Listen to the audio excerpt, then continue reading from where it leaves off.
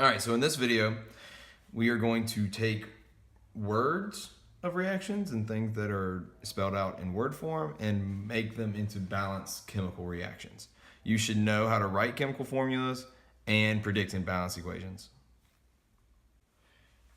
This skill is kind of a combination of everything we've learned so far in the bonding unit and in this unit. So really all we need to do is know how to write chemical formulas and predict imbalanced chemical reactions. Those are our steps.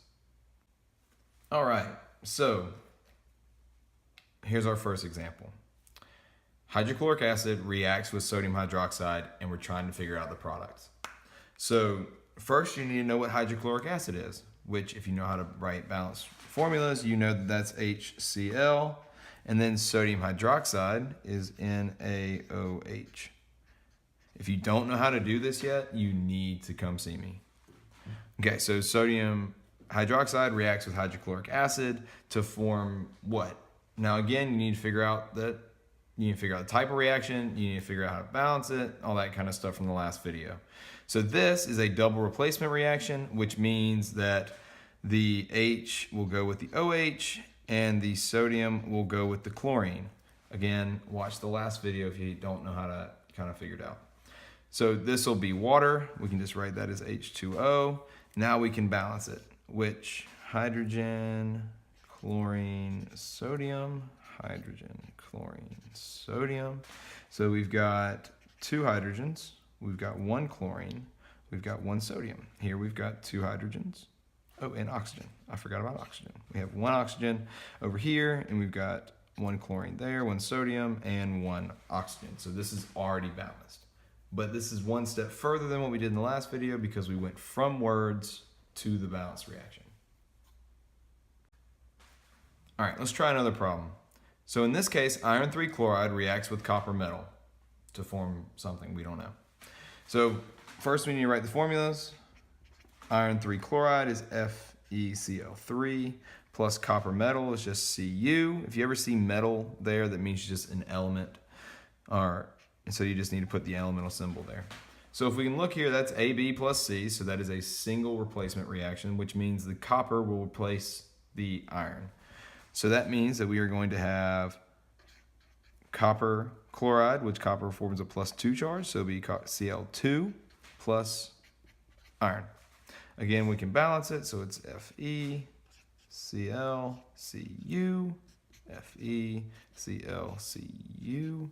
So we've got this, that's one iron, 3 chlorines, 1 copper.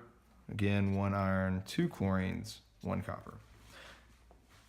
So you kind of have to see that the 2 and the 3 are going to form 6 eventually. So we can put a 2 there, changes this to a 6, changes that to a 2.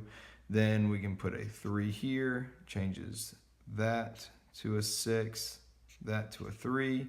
We need to balance the irons and then balance the copper. And we're balanced.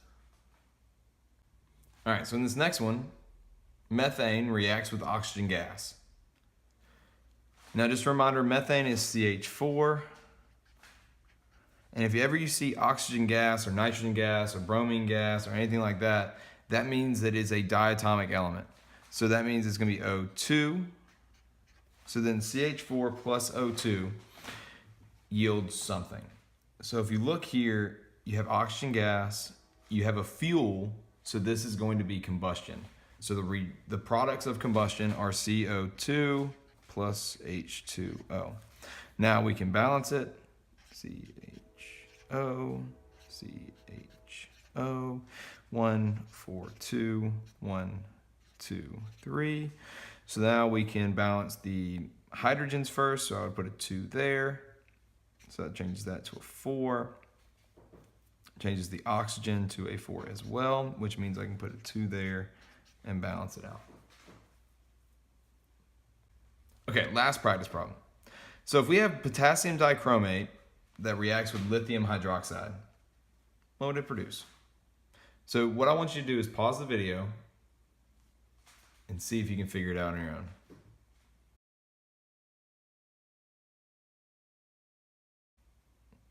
Okay, so you should have already figured this out. Let's see if you got it right. So potassium dichromate is K2Cr2O7 plus lithium hydroxide is Li2O.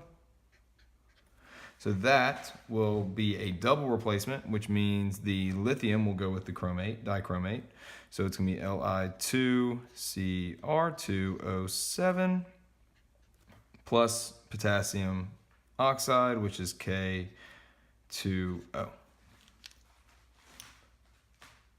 So now if we balance that, we can look at it and say potassium, chromium, oxygen, lithium, KCrOLi. We have 2 over here, we've got 2 over there, we've got 8 of those and 2 of those. We've got 2 of those, 2 chromiums, 8 oxygens, and 2 lithiums. So this is already balanced. And if you wrote your formulas correctly, this is really easy. But if you didn't, you would go around and round in circles until you realize that you did something wrong.